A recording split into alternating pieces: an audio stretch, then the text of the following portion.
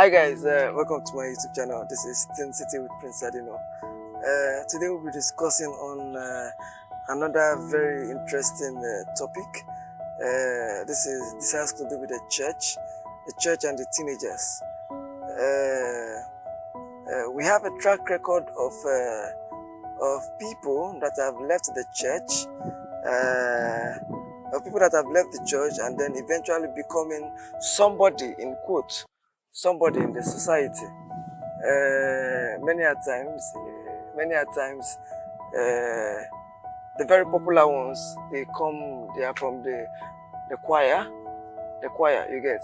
But I'm just trying to make it like on a general note. We have a track record of youth or teenagers that have left the church as a result of neglect, as a result of abandonment. In most cases, it's as a result of, in most cases, these people that left the church and then eventually becomes somebody in the society. Many a times they come from a background that did not look like it. They came from a background that did not look like there was something in them. They did not come from a background that showed so many potential. They did not come from a background that exhibited wealth, and so therefore talent gifts will be there by default. I don't know if you understand what I mean. We have a lot of teenagers that came from a part of the society that has been looked down on. We have teenagers that came from societies or from background that by default, I don't want to use the word by default, because by default that should be the target of the church. That should be the target of the church. But we have teenagers that came from background that were neglected. Let's leave it at that. That were neglected. So I do not want to overlabor the point on how they were abandoned and all of that. I can say I'm talking from experience. I can say I'm talking from experience, but by saying that we raise a lot of dust. So let's not go there. So what we can do as a church to reduce the number of teenagers or youth that leave the church as a result of neglect, as a result of abandonment, is the first thing is to be Christians. The first thing we can do in the first place is to be Christians. You get?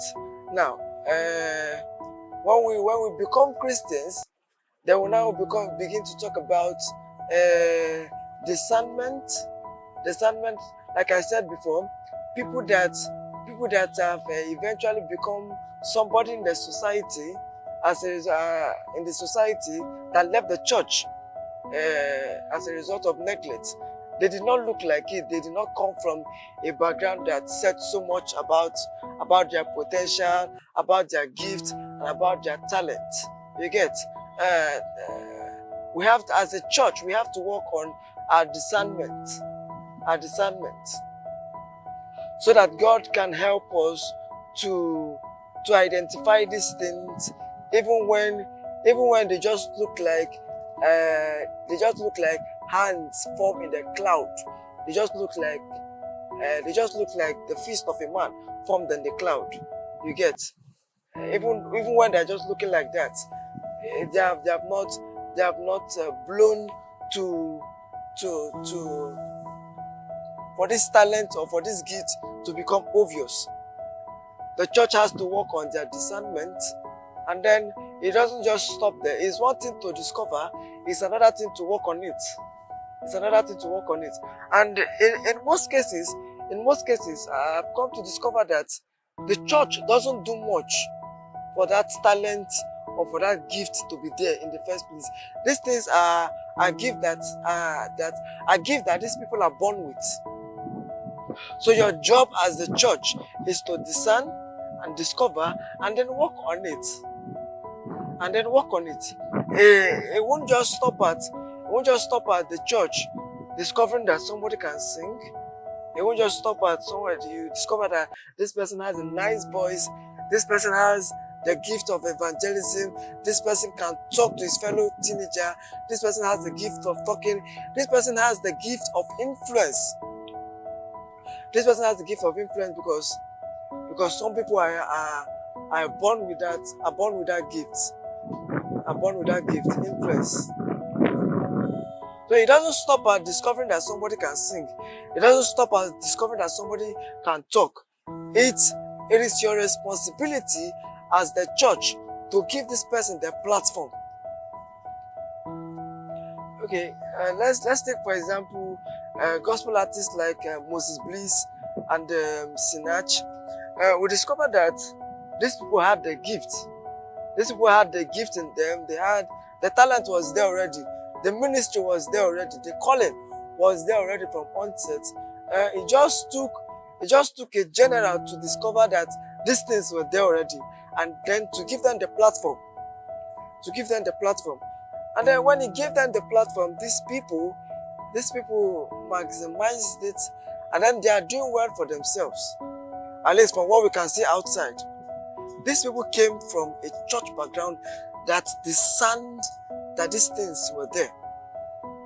So as a church, I think we have to work on our discernment, and then not just stopping at discerning, we should also working on this talent, working on these teenagers, not leaving them to the claws of social media, to the claws of society.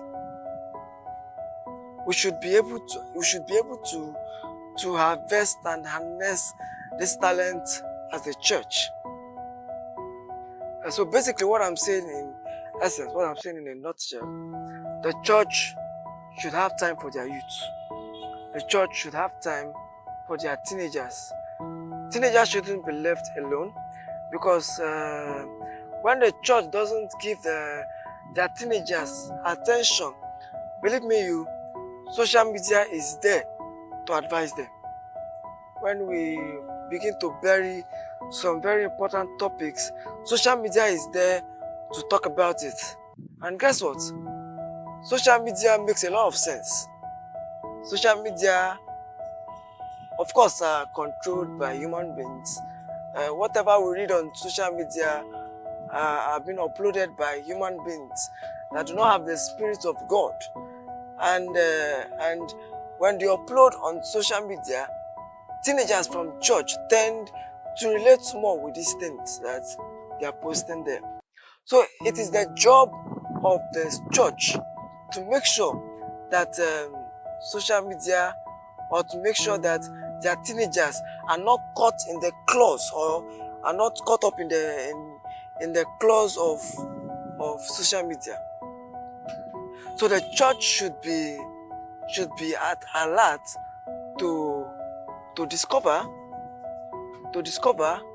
to harness, and to harvest this talent.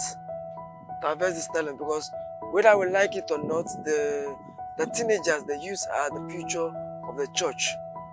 They are the future of the church. It might not look like it. Many a times it doesn't look like it. But then, we are the future of the church. If you neglect us at this time, how then do we buy your vision? How then do we buy the so-called mission? Permit me to use that word. The so-called mission that you claim God has given to you. If you cannot get us now, how then do we buy this vision at old age? How then do we buy this vision at old age? So, in a nutshell, what I'm just trying to say is, the church has the responsibility of first being Christians. Secondly, to be discerning enough. Third, to be able to harvest and harness these talents that are already in these teenagers. You didn't do much to put these talents in those teenagers. You didn't do much. So it is your job to harness it. And then it is also your job to give these people enough platform to express themselves, and to express themselves basically. And then to to showcase what God has given to them. Thank you.